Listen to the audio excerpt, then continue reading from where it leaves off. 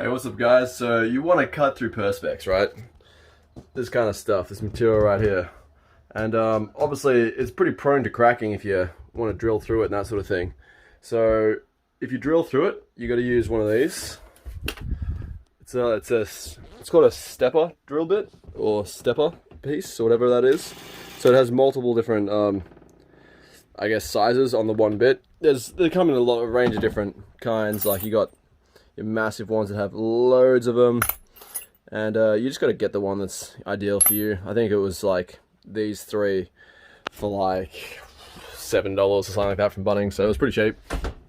And because you want to bevel the edge a little bit, so when you go through, you kind of want to check if it's ideal for you. So this was pretty damn ideal for me, this one, because it perfectly fits.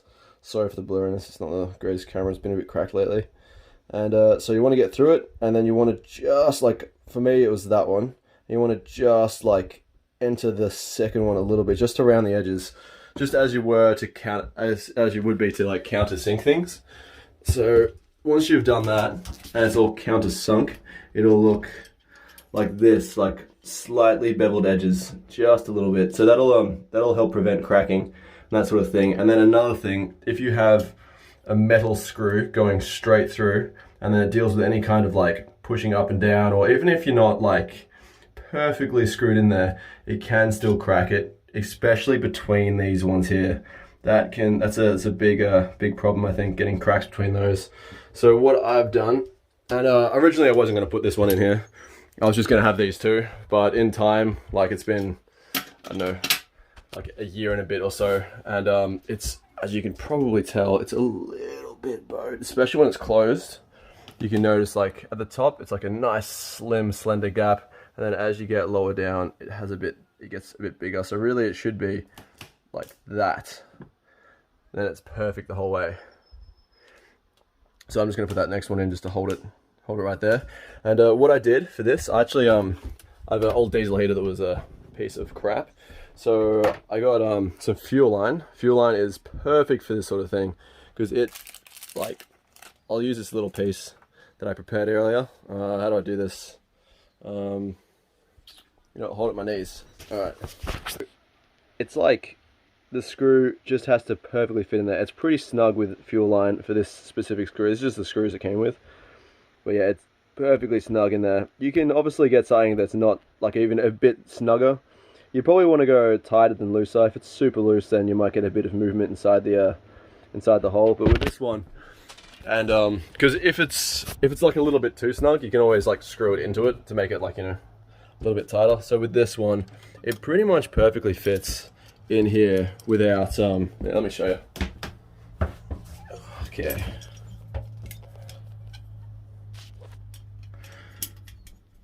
So like you can pretty much just sit in there without me even holding it. See, it just pretty much pushes in there. So there's a little bit of movement still, as you can probably see, a little bit, but it's definitely manageable because once that has, like, I'm going to be working more on the principle of its clamping them together more so than the screws like holding it in, if you know what I mean. So that's pretty perfect. As you can see, there is some movement and space in there, but that should prevent it from cracking across if it does pull too tight or anything like that. So it should protect it a bit, because yeah, without the little rubber bit, it could drop down a bit, and then when I tighten it, the screws will be pushing on these pieces, and it could just cause problems. So yeah, that's the best way to really do it, I think. If you have any other suggestions or anything, let me know. But otherwise, give that a try. It's worked really well for me. I haven't had any cracking at all for, yeah, a couple of years now, or a year and a bit. And yeah, it's been dealing in a caravan with lots of bumps and movement. And obviously when you drive, I don't tie this thing down, so it slams open and closed, I'm sure. Moves around all over the place. So yeah, like, subscribe, and yeah, hit that little bell if you want. I know my videos on this channel aren't very consistent with really anything, so I hope you like unicycling, electric motorbiking, and fixing random crap. Peace. If you're curious of the end product, this is it. It looks pretty good. It's not quite as nice as the other ones, but I had proper things to use. Did that whole nice beautiful pattern on it of the electric burning. put a link in the description how I did that. And at the moment I just use some olive oil to change the color of it, to make it a bit darker, because I don't have any of this left, and I'm nowhere near a Bunnings or anything. But yeah, does its purpose. Closes and has an even gap the whole way down, which is nice. Same with the other one. Also, the only way I could cut this, as you could probably tell, it's not completely straight, neither side. I only had this. That is all I got to cut, because I'm living in a caravan, so I just had the basics. But I think it's good enough, I reckon.